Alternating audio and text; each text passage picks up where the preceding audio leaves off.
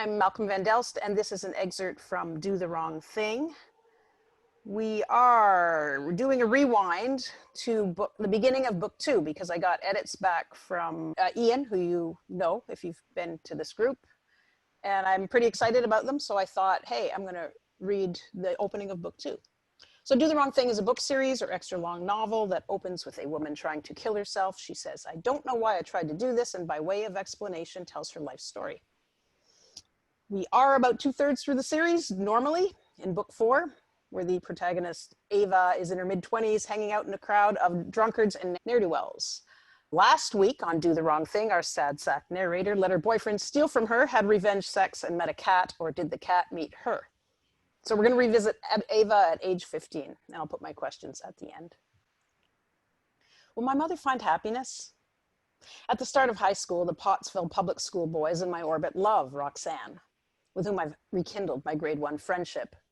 It's her eyes, those incredible black eyelashes framing dark blue pupils. One of these boys, Bob Lander, asked me if I'm going to the upcoming school dance. No, I say, hearing my mom's voice in my head.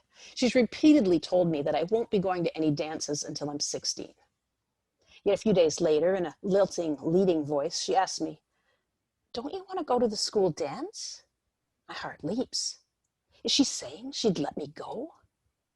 When I see Bob next, I tell him, hey, I might be going. I wait until the dance is a week away. "Mom," I say, "everyone's going to the dance, even Tammy. Can I?" "I told you," she says, her voice sweet and high-pitched, but with an edge to it. Her eyes glitter. She seems elated, as if she finds happiness in what she's saying, as if she would have been disappointed had I not asked. "Not until you're 16. She looks away, and I stare at her, trying to feel what she's saying. But why? She's excited, happy, like she's just won a prize at the Dardanelle Fair. "Not until you're 16. She'll hit me. I know this. Don't ask me how. If I argue, so I walk away. I go upstairs and lie on Sandra's bed. It's further from the door than mine.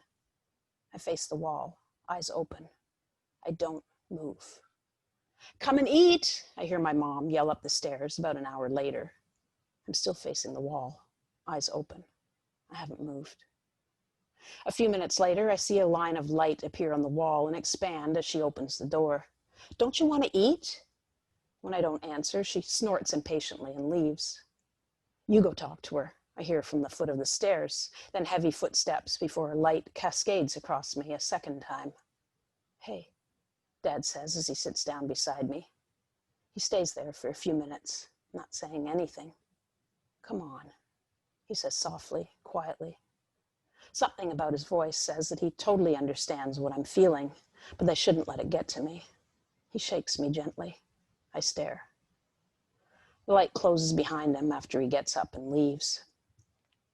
After a while, I realize that I can't stare at this wall in the dark forever, so I get up. Downstairs, Mom and Dad are both out in the barn now, milking cows. I find some leftovers in the fridge, eat, then call Sandra to help me with the dishes. She slumps up from her chair in the family room, comes into the kitchen, and looks at me strangely without saying anything. I'd probably tell her to shut up. She did. Until a few weeks ago, I didn't have to do barn chores. Mom hates farming. She was trying to save me from becoming a farmer's wife, but suddenly she doesn't want to save me anymore. I guess I'm too mouthy or moody. Now I have to get up at 6 a.m. to milk the cows. I don't want to do it. I keep dropping things. I'm slow and weak. The pails are too heavy. I pretend to be much worse at everything and more scared of the animals and machinery than I actually am. In punishment for my put-on weakness, I'm relegated to cleaning the wipers on the manure trough cleaner. A series of steel rules, about a foot apart, live at the bottom of the manure trough, connected on one side by a chain. When a button is pushed, the chain starts moving, pulling the rules along, and with them, cow shit, piss, and old straw. This concoction is pulled to a small room at the back of the barn and over a cement hole that leads to a fenced-off manure pit outside. The mixture is supposed to drop off the steel rules, but often the straw wraps around them and someone needs to physically scrape it off. That someone is me. I don't know who did it before, but I'd guess it was Dad. When the clumps drop to the bottom of the hole, the reduction that collects there splashes upwards onto your face and clothes. A sharp smell, a million times more foul and concentrated than the barn itself, wafts upward from this hole, making you dizzy. I understand why manure pits are dangerous now, why animals pass out if they get too close, fall in and drown. I jump as my mother screams, "What the hell do you think you're doing? Gottverdamn, you lazy!" She slaps me again. I stare at her, uncomprehending, face burning where her hand landed. I've never seen her this unhappy in my life. Her face is all twisted in her jaw. She's grinding her teeth together at a weird angle. I don't think she knows she's doing it. "Fern else, fucking useless ass, verdat, trotzel, damn fool, ich has dick, I hate you. If you're not in the barn in 10 minutes, she finally says, you're grounded for a month." I look at the clock, 6:20, shit. Is my mother happy? I think of Roxanne, who lives in Pottsville with her mother, who's left her dad. Roxanne and her mom live in a small second-floor apartment on Pottsville's main street. It's all wood and slanted ceilings, like a C.S. Lewis or Tolkien house, a cramped attic. I love it.